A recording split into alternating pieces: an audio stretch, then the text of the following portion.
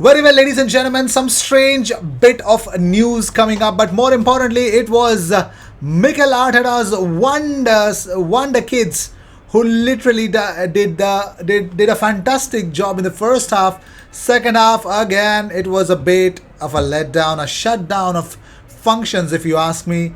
But hey, it's just I think it's just me who feels that way.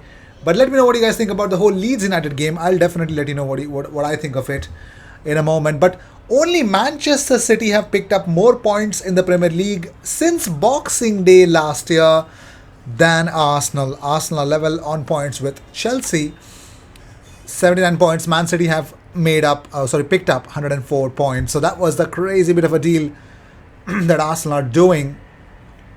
And Gabriel Martinelli was awarded as a man of the match for his performance yesterday. Not only that, Arsenal had 11 shots on target in the opening 45 minutes against Leeds, the most any side has had in the first half of a Premier League game in the last 6 seasons. That's how destructive we were yesterday. Unflippin' believable. But not only that, well, Ian Wright has opened up about Smith Rowe. He says, what you're seeing with Emil Smith Rowe is, okay, I'm out of the team, but when I come on, I don't care if I'm getting 2 minutes, 5 minutes, 10 minutes, I'm going to get a chance, I'm going to make sure I score. So Emil Smith Rowe is really doing a fantastic job. But also Ian Wright says, what he's doing now, what he's realized is that it's about goals, it's about end product. It's something he's worked on and the manager wanted him to work on, and he's showing the manager, right, if you put me on the bench, I'm looking to score a goal. Well, not only that, we're also going to talk about Martin Keown, who spoke about Martin Odegaard. He says, I will say that when he first came to the club, I was not his biggest fan, but I have to change that opinion now because he really is developing. You see that clever movement that he has to receive the ball. He was first class in that Arsenal midfield. He's growing in stature. His confidence is really high. The manager has backed him. For me, he's just getting better and better. I remember Martin Keown had reservations about Martin Odegaard. He thought that Emil Smith Rowe, where will this where will Emil Smith Rowe go if Odegaard comes on? If you got a number 10, why do you want another number 10? That was the big question that he asked as well. It's good that he has had his humble pie moment. Everyone needs to have a humble pie moment. The Rock will be proud. Moving on, Arteta on unvaccinated players. He says, I've already mentioned that we can suggest and guide players to get vaccinated, but it's a really personal thing to do, and I don't think you can push any further than that. You have to educate them and try to give them the right information.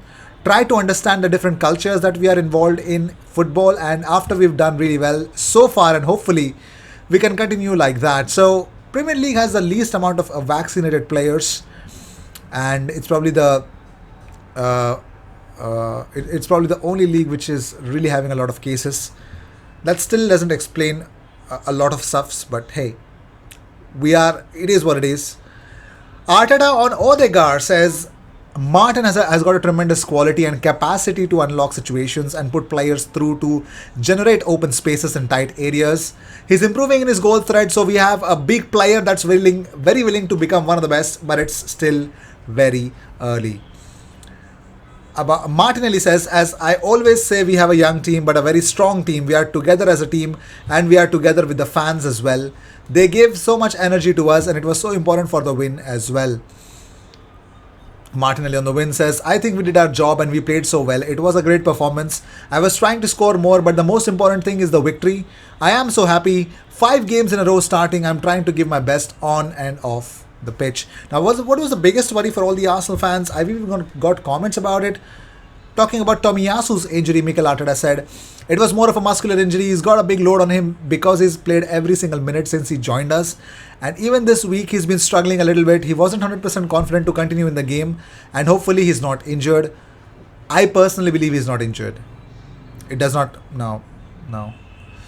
Moving on, talking about Martinelli, Arteta said, he's very humble, he works hard and he puts his head down. And when that happens and his big passion in life is football, big things are going to happen with him. And talking about the victory, Mikel says, I was very pleased. They understood exactly how we have to attack the space we have to use. The execution, the dynamism, the progression, the threat we generated, it was really good. Julian Lawrence says, on Arsenal's striker search. He says they would rather that number 9 to be English. I think Ollie Watkins ticks a lot of boxes of what Mikel Arteta wants his number 9 to do. They like him a lot for sure. Calvert-Lewin, Blahovic, Isaac. There's a few on the continent as well they're obviously looking at, and I think there will be a few on their shortlist. It also depends how much they cost, the transfer fee, etc. So lots of questions being asked and lots of unanswered riddles are also coming out. So we'll see who will Arsenal sign, when will Arsenal sign. But hey, Aaron Ramsdale posted this image on his Instagram, by the way, and Ben White actually apologized for his tackle. So Nick Ramsdale says, sorry, wait till you meet his mom. And all right, fantastic.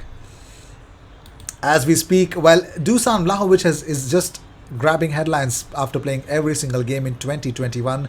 Has scored 33 goals now, scored once again in the 2-2 draw versus Sassuolo. And most importantly, Lucas Torreira also scored in that game. Lucas Torreira had an assist for Vlahovic and then he scored. So Serbian has now matched Cristiano Ronaldo's record of 33 Serie A goals in a single calendar year. Vlahovic, those are ridiculous numbers. It's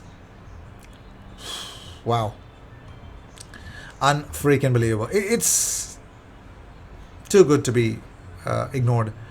Arsenal icon David Seaman is reportedly set to return to Arsenal to work alongside Arsenal's academy goalkeepers. That is according to Daily Star. So fantastic. We've seen him come and help Aaron Ramsdale at times, which is such a fantastic thing to see. But one more rumor I'm actually hearing. I read it and I thought, why? Why is it even a rumor at this point of time? So, as I already mentioned previously, that Arsenal have inquired about Arthur. Also, they've inquired about a lot about Dejan Kulusevski. Now, there is a talk going on that Arsenal are actually targeting a trio of Juventus players. One of them includes Aaron Ramsdale. So, sorry, Aaron Ramsey. What is wrong with me? Okay, Aaron Ramsey, Arthur, and Dejan Kulusevski, all three to Juventus. And you know who's going to Juventus? Now, these three might come from Juventus to Arsenal. One of them is actually going to Juventus, and that's Pierre-Emerick Aubameyang. So, according to Tutto Sport, Juventus are interested in signing Pierre-Emerick Aubameyang. The biggest problem is the wages, where, of course, Juventus is not giving a good contract to Paulo Dybala because they've lost a lot of money and lots of things happened.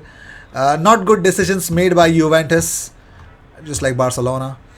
But yeah, they got destroyed in a lot of ways as well. So we're going to talk about that, I understand. But what is this? Arthur, Dejan Kulusevski and Aaron Ramsey? Who even put this transfer rumor out? Like, it's as weird as it sounds. But I have no idea.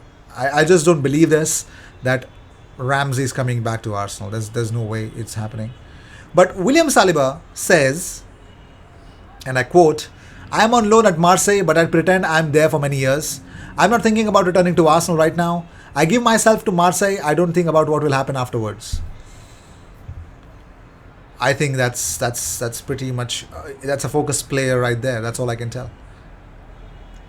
But also according to Tutto Sport, not just Aubameyang, Mauro Icardi, his wife and agent Wanda Nara has actually spoken to Juventus about a potential move. So if that happens, Aubameyang is not going anywhere.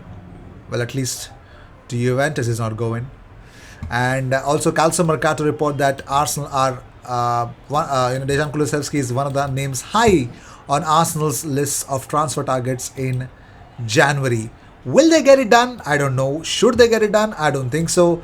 Because if they're looking for someone in the wings, apart from Nicola Pepe, who to actually fight with, how should I say this, Saka for that position, he's an okay player. That's all I can tell. Nothing more than that. Let me know what you guys think about it. And my personal suggestion that midfield that Arsenal can or should think of is Yuri Tielemans. I know a lot of people might, who are watching this video, have actually seen Yuri Tielemans play. Let me know what you guys think about it. I personally believe Yuri Tielemans is the right guy to come to Arsenal. I've said this before. I'll still say it. Well, the window is coming on, and why not me suggesting players being a talk of the town once uh, in a while? So, Yuri Tillemans, what is your suggestion about Yuri Tillemans to Arsenal? Let me know in the comments. I would take him. I would take him. I would want Arsenal to pay anything to get him. Fantastic player, and most importantly, a good professional. Let me see what do you guys think about it. I'll see you in the next one. Until then, cheers.